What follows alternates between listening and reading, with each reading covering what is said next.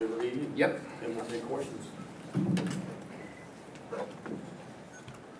Liberty comes in just after playing a very strong, tough game against VCU, which came right down to the wire. They're an excellent three-point shooting team. They can space the floor. They have a top-notch player in John Dawson, who's a redshirt, fifth-year senior transfer from Marquette that can score inside and out. And they have a good group of experience returning from a team last year that's on the rise in their league. They're picked at the top of their league this year and are playing very hard for Coach Richie McKay, who has been a head coach at a number of different places, a guy that I respect very much in the coaching profession. Was with Tony Bennett at Virginia for a number of years, and then is actually in his second stint at Liberty. So it'll be a challenge for our team to improve game to game after the UMass Lowell game, to make improvements in our defensive fundamentals, our defensive coverages, and continue to improve offensively. Okay, Mike? Now that Josh has a couple games under his belt, I mean, what are some of the teaching points you guys are kind of emphasizing with him as he kind of gets through this month? As you've seen, Josh really plays at a fast pace and pushes our team. He can get the ball up the floor quickly. So we want him to continue to do that with better decision on the go, on the run, and to get that ball distributed, to look for more opportunities to get it to the paint. There was a stretch in the game against UMass Lowell where we went 7 or 8 possessions without paint touches, and that's a big thing with Coach Crean, is to play through the paint. And Josh's decision-making in those situations continues to grow. And you have to remember, too, now Josh does have 3 games under his belt. He has 2 exhibition games under his belt, or will have 3 games under his belt, 2 exhibition games, but didn't play last year and was coming off surgery. So when you look at where he's headed, where he came from, he's really on the rise. But just like the rest of our team, still areas to grow. How much has shooting been an emphasis with him, just kind of getting in the gym and I guess working on the shot with him consistently? A lot. And he has improved it tremendously from when he came. I think his confidence has grown in it. His percentage will continue to rise as he takes good ones. He is going to be very good off the bounce, and especially in our pick and roll offense. He's going to be able to step in there and hit that pull-up jump shot off the bounce, which is the one thing that he's continuing to work on. His three-point off the catch is good when he gets time and space. Mike? Coach Crean mentioned you need to feed the post a little bit better. Is that something that's normally happens as the season goes along, or is it, without your point guard from last year, is there a little bit of an adjustment period here at the beginning, you think? I think most coaches will say we need to feed the post more at this time of year, because it's something that's definitely a developmental skill. And we like to play fast, we like to shoot those threes, and so you have to have a continued emphasis on throwing that ball in there. And we have a tremendous post player, obviously, in Thomas Bryant, and Deron Davis is good in there. But we also can post up our guards. You see James Blackman get into the post and draw some fouls. So it's something that we continually work on. And again, there's 2 aspects to it. There's the fundamental aspect of your spacing and your pass fakes and your positioning in the post. And then there's the awareness aspect of, as that ball gets reversed, even before you catch it, knowing that post is going to have an angle and get it in there. And that's the aspect that we really continue to have to grow with. Where is James improved on defense? James's awareness off the ball is far better this year. His help side defense is far better. The thing about James was, last year, his defense was getting better, as was our team's when he was hurt. And he would have continued to get better with his defense, as our teams did. And he's picked right up where he left off with that. He sees the ball and is man better off the ball. He anticipates it more off the ball. And he's strong enough and athletic to keep the ball handler in front of him and not get those angled drives. So he's made a lot of improvement. He still has to get better, as does our whole team in screening actions.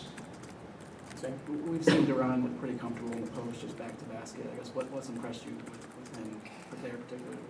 Deron has very soft hands. He's a wide body guy. You know, when he catches the ball in the post and has it chinned with his backside, the defender is quite a ways away from the ball, so he can carve out space in there. And he has an excellent awareness. He's a very good high-low post passer.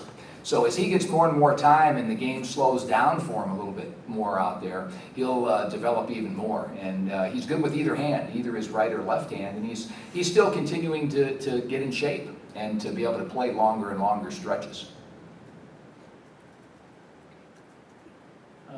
What are your thoughts on maybe, because of the way refs call fouls now, a lot of fouls being called, of adding a 6th foul as opposed to just 5 fouls?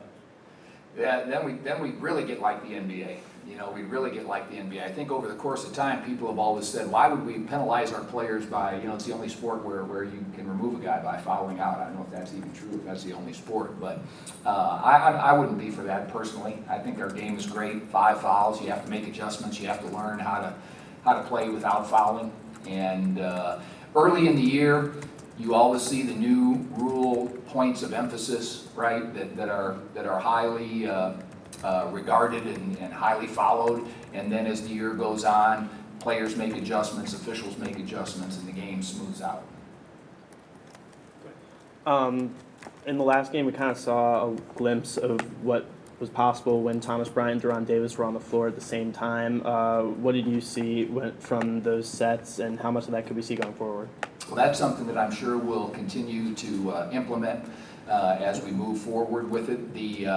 Obviously, the post presence is really good. The thing that probably goes unnoticed is now you have 2 big body screeners, so that frees up the perimeter even more and gives you an advantage, we're hopeful, with points in the paint.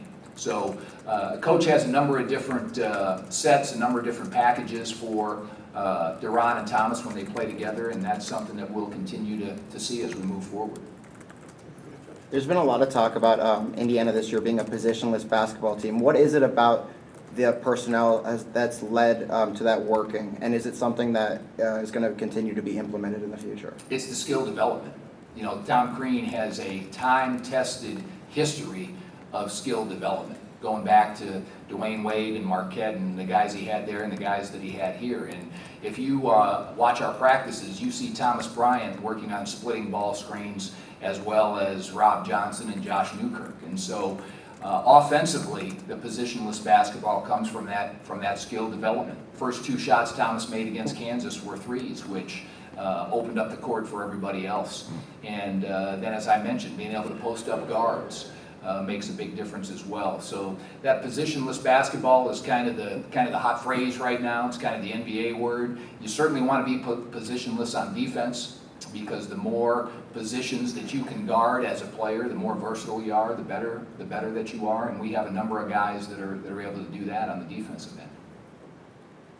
Rob and Josh are pretty even on the assist numbers. Do you think they're going to share that main ball handler role throughout the whole season here? It'd be great if they continued to share that and continue to have those assist levels up. Having combination guards, again, goes along with that positionless basketball. You know, who's the point?